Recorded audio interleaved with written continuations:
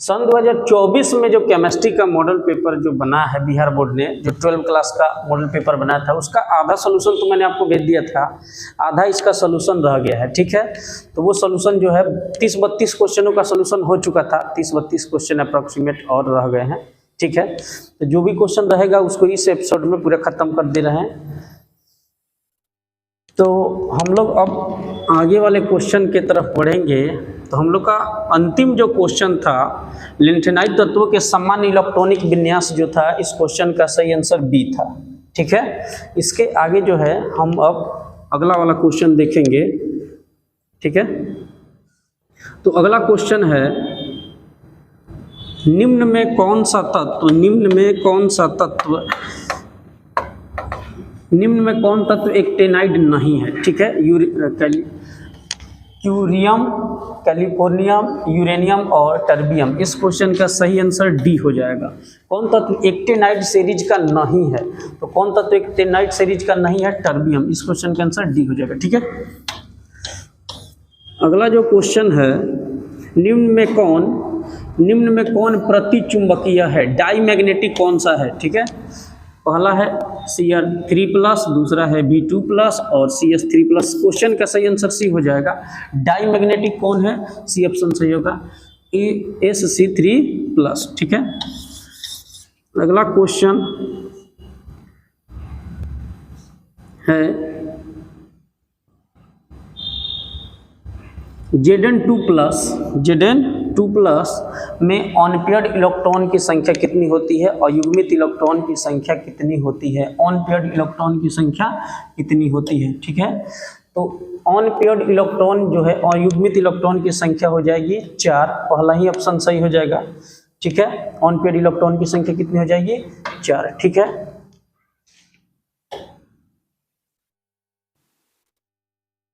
Next question है, K3FeCN6 में Fe की ऑक्सीडेशन नंबर कितनी होती है। ये क्वेश्चन बहुत इंपॉर्टेंट है पेपर के लिए। K3FeCN6 में Fe की ऑक्सीडेशन नंबर कितनी होती है। K3 है FeCN6 में Fe की ऑक्सीडेशन नंबर कितनी होती है। जो पहले ग्रुप में पोटेशियम है उसका ऑक्सीडेशन नंबर +1 होता है। ठीक है, तो पोटेशियम का ऑक्सीडेशन नंबर हो जाएगा +1। अब चूंकि 3 है पोटेशियम, तो 3 से इंटू कर देंगे। Fe का निकालना है, इसका निकालना है, तो 1 से लिख देंगे प्लस। Cn का ऑक्सीडेशन नंबर जो होता है वो होता है -1। ठीक है, तो -1 है, 6 है, तो 6 से इंटू करेंगे, कोई चार्ज नहीं है, यहाँ 0 लिख देंगे। इसका +1 × 3 हो जाएगा, +1 × 3 हो जाएगा। इसका -1 × 6 हो जाएगा, तो 3 + x - 6 = 0, x - 3 = 0, देन x +3 हो जाएगा। इस क्वेश्चन का सही आंसर देखते हैं क्या मिलेगा। ऑप्शन ए है 6, बी है 4 और सी ऑप्शन है 3। इस क्वेश्चन का सही आंसर क्या मिलेगा, 3 मिलेगा। एक इंपॉर्टेंट चीज आपको याद रखना होगा, पोटेशियम जो पहले ग्रुप का एलिमेंट्स है, ठीक है, तो उसका ऑक्सीडेशन +1 हो जाएगा। अब 3 है तो 3 से इंटू कर देना है। Fe का निकालना है तो x मान लेंगे। Cn का कितना होता है, -1, 6 है तो 6 है तो 6 से इंटू करेंगे, 3 है तो 3 से इंटू कर देंगे। ठीक है, तो सही आंसर क्या बनेगा, माइनस हो जाएगा +3। ठीक है, अगला क्वेश्चन है, सभी लिंगेड है। ठीक है, सभी लिंगेड है। पहला है लेविस एसिड है, दूसरा लेविस बेस है। सही आंसर होगा लेविस बेस। ठीक है, इस क्वेश्चन का सही आंसर क्या होगा, लेविस बेस। सभी जो लिंगेड होते हैं, सभी लिंगेड लेविस बेस होते हैं। इस क्वेश्चन का सही आंसर क्या होगा, बी हो जाएगा। ठीक है, इस क्वेश्चन का सही आंसर क्या होगा, बी।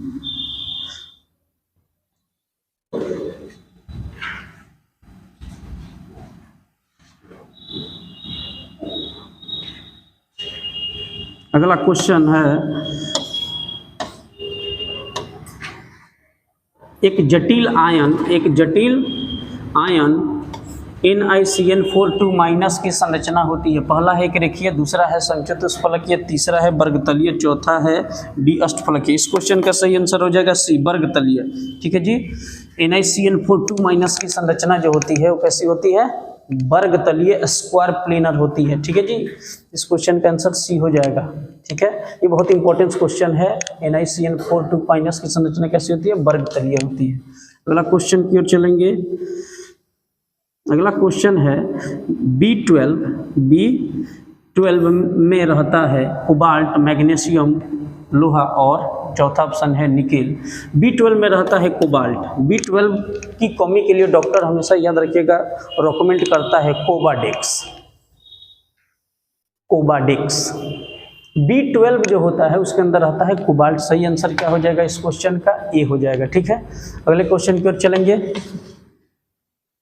निम्नलिखित में से किसका डाइपोल मोमेंट जो होता है, द्विध्रुव आघूर्ण जो होता है वो शून्य होता है। तो पहले का ऑप्शन है CH3Cl, दूसरा है CHCl, CHCl3, CHI3 और चौथा ऑप्शन है DCCl4। सही आंसर हो जाएगा DCCl4 का डाइपोल मोमेंट जो होता है वो 0 होता है। तो 0 डाइपोल मोमेंट वाला हो जाएगा CCl4, डी ऑप्शन सही हो जाएगा। ठीक है, पहले क्वेश्चन जो है,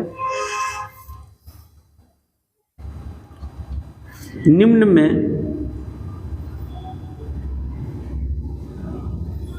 ये क्वेश्चन तो हो चुका था। निम्न में कौन जेम डाई हाइलाइड है। ठीक है, जेम डाइलाइड हाइलाइड कौन सा है। जेम डाइलाइड हाइड क्या होते हैं, जिसमें दोनों हाइड्रोजन एटम जो होते हैं सेम कार्बन से जुड़े होते हैं। CH3 यहाँ है, यहाँ देखेंगे दोनों ब्रोमीन जो हाइड्रोजन है एक ही कार्बन से जुड़ा हुआ है। इसका संरचना हमने यहाँ बनाया है। तो दोनों हाइड्रोजन एटम एक ही कार्बन से जुड़े हुए हैं, इसको कहते हैं जेम और डाई हाइलाइड। 2 हाइलाइड है तो डाई हाइलाइड होगा। जेम डाई हाइलाइड के ऊपर जो है हमने ऑलरेडी एक और लेक्चर बनाया हुआ है, उसको जरूर देख लीजिएगा। तो जब दोनों हाइड्रोजन एक ही कार्बन से जुड़ा होता है तो उसको बोलते हैं जेम हाइलाइड। ठीक है, तो सही आंसर हो जाएगा इस क्वेश्चन का ए। ठीक है, जेम डाई हाइलाइड हो जाएगा ए, इसमें दोनों ब्रोमीन एक ही कार्बन से जुड़ा हुआ है। ठीक है, अगला क्वेश्चन पर चलेंगे। अगला क्वेश्चन है, निम्न में किससे क्लोरोफॉर्म बनता है। निम्न में किससे क्लोरोफॉर्म बनता है। ठीक है जी, क्वेश्चन है निम्न में किससे क्लोरोफॉर्म बनता है। इसको पहला है मिथनॉल, दूसरा है मेथनॉल, तीसरा है प्रोपेन 1ऑल, चौथा है प्रोपेन 2ऑल। इस क्वेश्चन का सही आंसर हो जाएगा डी। ठीक है, जो क्लोरोफॉर्म होता है प्रोपेन 2ऑल से बनता है। ठीक है, प्रोपेन 2ऑल से बनता है। अगला क्वेश्चन है, एल्किल हाइलाइड का उपयोग निम्नलिखित में किसे बनाने में होता है। एल्किल हाइलाइड का उपयोग पहला एल्केन, दूसरा एल्कीन, तीसरा एल्कोहल, इनमें से सभी किसे को बनाने के लिए एल्किल हाइलाइड का इस्तेमाल किया जाता है। एल्किल जो हाइलाइड होता है RX, इसका इस्तेमाल जो है एल्केन, एल्कीन, एल्कोहल तीनों बनाने में किया जाता है। तो सही आंसर क्या होगा, डी हो जाएगा। ठीक है, अगला क्वेश्चन क्या है, निम्न में कौन सेकेंडरी अल्कोहल को प्रदर्शित करता है। तो सेकेंडरी अल्कोहल जो होता है उसका फंक्शनल ग्रुप कैसे होता है, HOH। ठीक है, इसमें कार्बन जो होता है इसकी डिग्री जो होती है 2 डिग्री होती है, मतलब कार्बन दूसरे 2 कार्बनों से जुड़ा होता है। ये ऑप्शन सही हो जाएगा इसका बी, जो पास में। ये तो 1 डिग्री का है, ये 3 डिग्री का है। ठीक है, तो बी ऑप्शन सही हो जाएगा। यहाँ पर आप देखिए जो फिगर हमने यहाँ बनाया है 2 डिग्री अल्कोहल का, वही यही से यहाँ भी है, तो बी ऑप्शन सही हो जाएगा। ठीक है, बी ऑप्शन सही हो जाएगा। अगला क्वेश्चन देखेंगे, अनाज एल्कोहल निम्नलिखित में किसका सामान्य नाम है। एमाइल एल्कोहल है, दूसरा है एथिल एल्कोहल। सही आंसर बी हो जाएगा, एथिल एल्कोहल। ठीक है, अनाज एल्कोहल निम्नलिखित में किसका जो है सामान्य नाम है, एथिल एल्कोहल का। ठीक है, ऑप्शन बी सही हो जाएगा। दूसरा क्वेश्चन है, ग्रिग्नार्ड अभिक्रमक से अभिक्रिया करके निम्नलिखित में कौन एल्केन बना सकता है। पहला ऑप्शन है CH3CH2OH यानी एथनॉल, यही आंसर सही हो जाएगा। ठीक है, पहला ही ऑप्शन सही हो जाएगा CH3CH2OH। ठीक है, ग्रिग्नार्ड अभिक्रमक जो RMgX होता है, ठीक है, उससे अभिक्रिया करके कौन एल्केन बना सकता है। ठीक है, एल्केन का फॉर्मूला क्या होता है भाई, CnH2n+2 होता है, कौन बना सकता है? यहाँ देख करके आसानी से आप समझ सकते हैं। कार्बन कितना है? 1 और 1 2 हो जाएगा, ठीक है। हाइड्रोजन कितना है? 3 और 2 5 और 1 6 हो जाएगा। देखिए एल्केन बन गया, दुगुना से 2 अधिक है, ठीक है। C2 हो गया, H कितना हो गया? 3 2 5 और 1 कितना? 6 हो जाएगा। C2 और H कितना हो गया? 6 हो गया। 3 2 5 और 1 6 हो जाएगा, ठीक है। तो यही बनाएगा एल्केन। पहला ऑप्शन ही सही हो जाएगा, कौन? ए ऑप्शन सही हो जाएगा, ठीक है। समझ लिए? C2H6 ऑक्सीजन बाहर निकल जाएगा। अगले क्वेश्चन की ओर चलेंगे। क्वेश्चन है कि अभिक्रिया RCOCl + H2PD BaSO4 RCHO + HCl को कहते हैं। पहला है कैनिजारो रिएक्शन, दूसरा है रोजेनमुंड अभिक्रिया। तो रोजेनमुंड रिएक्शन ही सही आंसर हो जाएगा इस क्वेश्चन का, ठीक है। एसिड क्लोराइड जो है जब एल्डिहाइड के अंदर बदलता है तो उस अभिक्रिया को कहते हैं रोजेनमुंड अभिक्रिया। बी ऑप्शन सही हो जाएगा, ठीक है। क्वेश्चन बहुत इंपॉर्टेंट है। अगला क्वेश्चन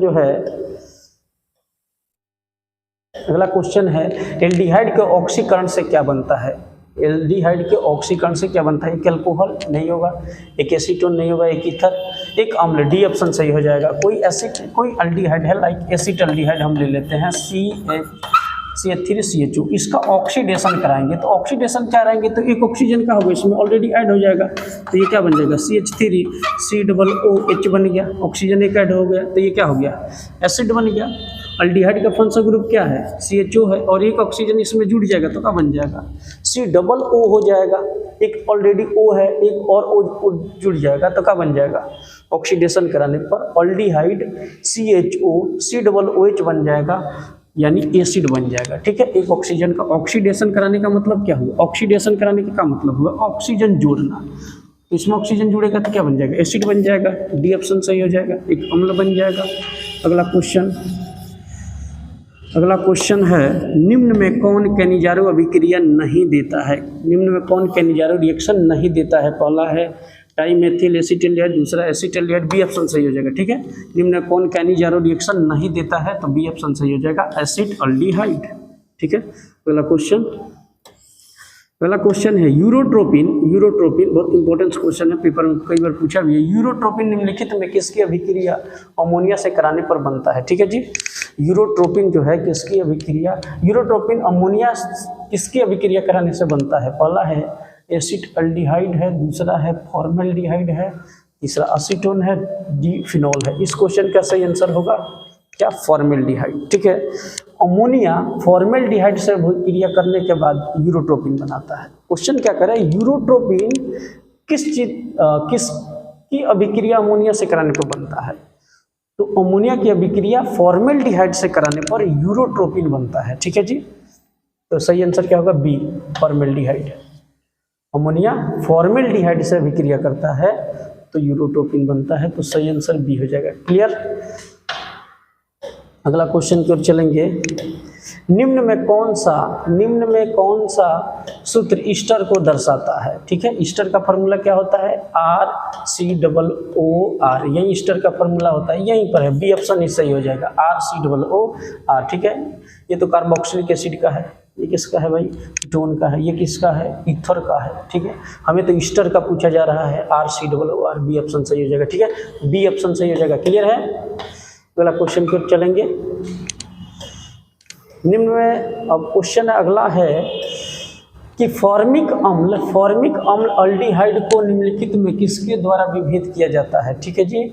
ऑप्शन ए है बेंडिक्ट घोल, दूसरा है टॉलेंस अभिक्रमक, तीसरा है फेलिंग सोल्यूशन, और डी ऑप्शन है सोडियम बाइकार्बोनेट। डी ऑप्शन सही हो जाएगा, ठीक है। इसका डी ऑप्शन सही होगा। फॉर्मिक और फॉर्मेल्डिहाइड को इसके द्वारा अलग करेंगे, सोडियम बाइकार्बोनेट द्वारा। डी ऑप्शन सही हो जाएगा, ठीक है। अगला क्वेश्चन है निम्न में कौन सबसे प्रबल अम्ल है? सबसे स्ट्रॉन्ग एसिड क्या है? ठीक है जी। पहला CH3COOH है, दूसरा ClCH2COOH है, तीसरा Cl2CHCOOH है, डी है Cl3COOH। डी ऑप्शन सही हो जाएगा। इसका सबसे स्ट्रॉन्ग एसिड कौन सा है? डी ऑप्शन सही होगा, ठीक है। अगला क्वेश्चन है निम्न में कौन प्रबल अवकारक है? प्रबल अवकारक है, स्ट्रॉन्ग रिडक्सिंग एजेंट कौन सा है? ठीक है, पहला है मेथनोइकम, दूसरा है बेंजोइकम, तीसरा है मेथेनोइकम। सी ऑप्शन ही सही हो जाएगा, मेथेनोइकम। कौन स्ट्रॉन्ग रिड्यूसिंग एजेंट का मतलब हो गया प्रबल अवकारक कौन है? तो मिथनॉल हो जाएगा, सॉरी मेथनोइक एसिड हो जाएगा। ठीक है, इसको हम लोग फॉर्मिक एसिड भी कहते हैं, कभी कभार फॉर्मिक एसिड भी ऑप्शन में दे देता है, तो फॉर्मिक एसिड हो जाएगा। ठीक है जी, सी ऑप्शन सही होगा। अगला क्वेश्चन है कि निम्न में किसके द्वारा कार्बोक्सिलिक अम्लों को सीधे प्राइमरी अल्कोहल में अवकृत किया जा सकता है? इससे जो है सीधे कार्बोक्सिलिक एसिड को सीधे अल्कोहल में बदला जा सकता है। पहला है लिथियम एल्युमिनियम हाइड्राइड, यही ऑप्शन सही हो जाएगा, पहला ही ऑप्शन सही हो जाएगा भाई, लिथियम एल्युमिनियम हाइड्राइड। ठीक है, ऑप्शन ए इज करेक्ट हो जाएगा। अगला क्वेश्चन है निम्न में कौन सेकेंडरी एमीन है? निम्न में कौन सेकेंडरी एमीन है? सेकेंडरी एमीन क्या होता है भाई? सेकेंडरी एमीन में क्या होता है, एन जो होता है उसके पास 2 R होते हैं, ठीक है, और 1 H होता है, ऐसा कुछ होगा, सेकेंडरी एमीन हो जाएगा। ठीक है, ऐसा कहीं दिख रहा हो, यहाँ 1 R है, 2 हाइड्रोजन है, ये तो प्राइमरी एमीन हो जाएगा, 1 डिग्री का हो जाएगा। ये भाई 3 R है, 3rd डिग्री का हो जाएगा, 3 डिग्री का हो जाएगा, ये तो होगा नहीं। डी ऑप्शन सही होगा, 2 R है और 1 क्या है, N, तो सेकेंडरी एमीन का फॉर्मूला हो जाएगा क्या, डी ऑप्शन सही हो जाएगा। ठीक है, 2 R होना चाहिए, यहाँ 2 R है, 1 H है, 1 H भी है, तो सी ऑप्शन सही है, सॉरी डी ऑप्शन सही हो जाएगा। क्लियर है, डी ऑप्शन सही है। सेकेंडरी एमीन क्या हो जाएगा, डी ऑप्शन सही होगा। देख लीजिए सेकेंडरी एमीन कैसा होता है, 2 R रहेगा, 1 हाइड्रोजन रहेगा। ठीक है, उसके बाद अगला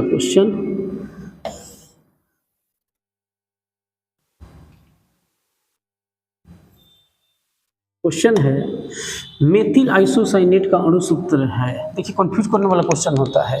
मेथिल आइसोसाइनाइड का फॉर्मूला होगा, अणु सूत्र होगा आइसोसाइनेट का, पहला है CH3NCO, option A he correct है, CH3NCO। देखिए दूसरा ऑप्शन CH3CNO है। कुछ लोग कहेंगे कि सर आगे पीछे से क्या मतलब है, भाई है, ठीक है, N पहले होना चाहिए, इसमें ये दिमाग में रखना होगा। अगर N बीच में दे दे तो वो नहीं होगा, ऑप्शन ए सही है, NCO होना चाहिए, NCO होना चाहिए, ये ऑप्शन सही है। आइसोसाइनाइड में N पहले रहता है, ठीक है, तो ऑप्शन ए सही होगा। क्लियर हो गया जी, ऑप्शन ए सही है। ठीक है, आगे चला जाए।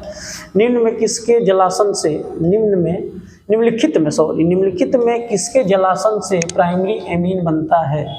ठीक है, पहला ऑप्शन है नाइट्रोपैराफिन, दूसरा है एल्किल साइनाइड, चौथा amide, D alkyl isocyanide, D option सही हो जाएगा। ठीक है, किसके जलासन से प्राइमरी एमीन बनता है? एल्किल आइसोसाइनाइड से, डी ऑप्शन सही हो जाएगा, एल्किल आइसोसाइनाइड, डी। ठीक है, अगला निम्न में क्वेश्चन है कि एमीन में नाइट्रोजन परमाणु N का प्रसंकरण हाइब्रिडाइजेशन है। पहला ऑप्शन है sp, दूसरा sp2, sp3, सी ऑप्शन सही हो जाएगा। एमीन जो होता है, अभी एमीन की चर्चा हो रही थी 2 डिग्री वाला एमीन की, तो नाइट्रोजन का हाइब्रिडाइजेशन जो होगा वो sp3 हो जाएगा। ठीक है जी, एमीन में नाइट्रोजन परमाणु का हाइब्रिडाइजेशन क्या होगा? सी ऑप्शन सही होगा, sp3। ठीक है, अगला क्वेश्चन क्यों चला जाए। अगला क्वेश्चन है सुक्रोज के जलासन से प्राप्त होता है। सुक्रोज का हाइड्रोलाइसिस जो है वो हमको क्या देता है, क्या प्राप्त कराता है भाई? पहला है सिर्फ ग्लूकोज नहीं, सुक्रोज एवं गलैक्टोज नहीं, ग्लूकोज एवं फ्रक्टोज, सी ऑप्शन बिल्कुल सही है, ग्लूकोज एवं फ्रक्टोज। ठीक है, तो जब भी सुक्रोज का जलासन हम लोग कराते हैं, मतलब हाइड्रोलाइसिस जब भी उसका कराएंगे, तो ग्लूकोज और फ्रक्टोज हमें मिलेगा। सही आंसर क्या होगा? सी, ग्लूकोज और फ्रक्टोज। ठीक है, सी ऑप्शन सही होगा। अगला क्वेश्चन की ओर चला जाए। एस्कॉर्बिक अम्ल है, बहुत इंपॉर्टेंट क्वेश्चन है। एस्कॉर्बिक अम्ल है एक विटामिन, भाई ऑप्शन ए ही सही है, विटामिन है। और पूछे कि कौन से विटामिन है, तो भाई विटामिन सी है ये। एस्कॉर्बिक अम्ल जो होता है वो एक विटामिन है, और कौन सा विटामिन है? सी विटामिन है। ठीक है जी, तो ऑप्शन जो है ए करेक्ट हो जाएगा। एस्कॉर्बिक अम्ल क्या है? एक विटामिन है, और कौन सा विटामिन पूछेगा अगर ऑप्शन में डाल दे तो ऑप्शन जो है जैसे vitamin A, vitamin B, vitamin C और विटामिन डी डाल दे तो विटामिन सी सही हो जाएगा। ठीक है जी। तो स्कॉर्बिक अम्ल है, एक विटामिन है, और कौन सा विटामिन है ये भी याद रखेंगे, तो सी हो जाएगा। ठीक है, तो ऑप्शन ए हो जाएगा। स्कॉर्बिक अम्ल क्या है? एक विटामिन है। अगला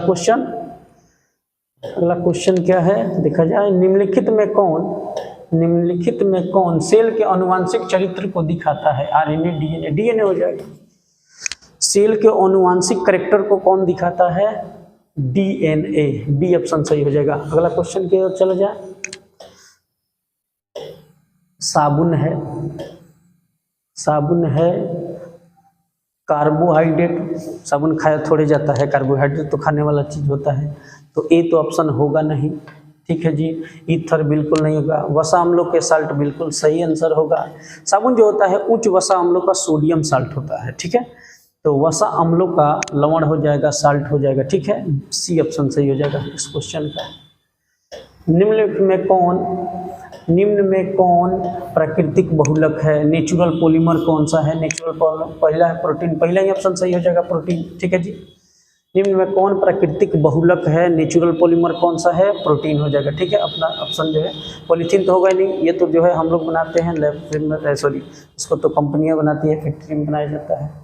बुनाइस नंबर ना होगा, बेकेलाइट ना होगा। प्रोटीन जो होता है वो नेचुरल पॉलीमर है। ठीक है जी, ऑप्शन ए सही हो जाएगा जी, प्रोटीन। अगला क्वेश्चन क्या है देखा जाए, सहबहुलक का उदाहरण है। सहबहुलक का मतलब हो गया जिसके मोनोमर डिफरेंट होते हैं।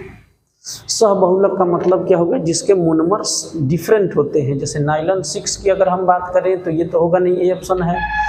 नाइलॉन 6 नहीं होगा क्योंकि इसके मोनोमर जो होते हैं सिर्फ कैप्रोलैक्टम होता है, ये ऑप्शन जो है नहीं होगा। नाइलॉन 6 बिल्कुल सही होगा जी। सहबहुलक का मतलब हो गया जिसके मोनोमर डिफरेंट होते हैं। नाइलॉन 6 में हेक्सामेथिलीन डाइएमीन और एडबिक एसिड होता है, एडबिक एसिड और हेक्सामेथिलीन डाइएमीन। तो नाइलॉन 6 हो जाएगा इस क्वेश्चन का आंसर। सहबहुलक जो है जिसके मोनोमर डिफरेंट होते हैं। ठीक है जी, नाइलॉन 6 बी ऑप्शन सही होगा। ठीक है, अगला क्वेश्चन है, फिर पॉलीमर का एक नया क्वेश्चन आ गया। संघनन बहुलक का उत्पाद है, कंडेंसेशन पॉलीमर का उत्पाद है। पॉलीथीन नहीं होगा, एडिशनल पॉलीमर होता है। पीवीसी एडिशनल पॉलीमर होता है, टेफ्लॉन भी एडिशनल पॉलीमर होता है। भाई कंडेंसेशन पॉलीमर डी ऑप्शन सही होगा, नाइलॉन 6। ठीक है जी, कंडेंसेशन पॉलीमर का उदाहरण हो जाएगा नाइलॉन 6। ठीक है, डी ऑप्शन सही होगा, कंडेंसेशन पॉलीमर। बाकी सब जो है एडिशनल पॉलीमर है, तो नाइलॉन 6 इस क्वेश्चन का भी आंसर हो जाएगा। ठीक है, अगला क्वेश्चन है, निम्नलिखित में किसका उपयोग एंटीपायरेटिक के रूप में होता है? किसका उपयोग एंटीपायरेटिक के रूप में होता है? पहला है पैरासीटामोल, यही ऑप्शन सही हो जाएगा। निम्न में किसका उपयोग एंटीपायरेटिक के रूप में होता है?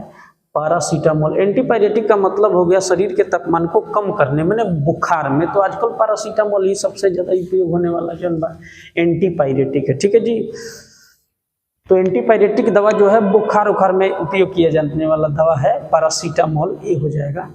ठीक है, अगला क्वेश्चन, टाइफाइड के इलाज के लिए, देखिए जी दूसरा क्वेश्चन भी आ गया। टाइफाइड के इलाज के लिए किस एंटीबायोटिक का इस्तेमाल किया जाता है? बायोलॉजी के स्टूडेंट होंगे, डॉक्टर बाबू बताएंगे दवाई। ठीक है जी, ये डॉक्टर बाबू बताएं दवाई है कोई? हाँ तो भाई बताएं दवाई, बायोलॉजी के स्टूडेंट तो दवा के बारे में ज़्यादा जानते हैं। तो डॉक्टर जो है टाइफाइड के इलाज के लिए किस एंटीबायोटिक का उपयोग करता है भाई? तो पहला ऑप्शन देखा जाए पेनिसिलिन होगा नहीं, पहला ऑप्शन तो नहीं होगा। क्लोरएम्फेनिकोल, बी ऑप्शन सही होगा। टाइफाइड के लिए सबसे अधिक एंटीबायोटिक जो होगा वो उपयोग होता है क्लोरएम्फेनिकोल, बी ऑप्शन सही हो जाएगा। ठीक है जी, क्लोरएम्फेनिकोल। अगला क्वेश्चन, भोपाल हादसे में, भोपाल त्रासदी भी इसको कहते हैं, भोपाल हादसे में जो विषैली गैस निकली थी वो है नाइट्रोजन। इस पहले भी हम लोग को मिला था CH3NCO, बी ऑप्शन सही हो जाएगा। मेथिल आइसोसाइनाइड का यही फार्मूला पूछा गया था, ऑप्शन ए सही था वहाँ पर। भोपाल हादसे में कौन सी गैस जो है निकली थी? वो थी मेथिल आइसोसाइनाइड, बी ऑप्शन सही हो जाएगा। ठीक है, और लास्ट क्वेश्चन क्या है, गैमेक्सिन है, ठीक है जी। गैमेक्सिन क्या है, क्लोरोबेंजीन है, पहला है डीडीटी, दूसरा है डीडीटी, तीसरा है बेंजीन हेक्साक्लोराइड। सी ऑप्शन सही हो जाएगा। लास्ट ऑब्जेक्टिव खत्म हो गया आपका। गैमेक्सिन जो है इसका उदाहरण होगा बेंजीन हेक्साक्लोराइड का, ठीक है। इस 70 गो ऑब्जेक्टिव आपका कंप्लीट हो गया। अब नेक्स्ट जो वीडियो होगा उसके अंदर जो है आम फिजिक्स या किसी और सब्जेक्ट जिसमें आपको ज़्यादा कन्फ्यूजन होगी वो कमेंट करिएगा, हम उसी का बना देंगे, ठीक है जी। चलिए।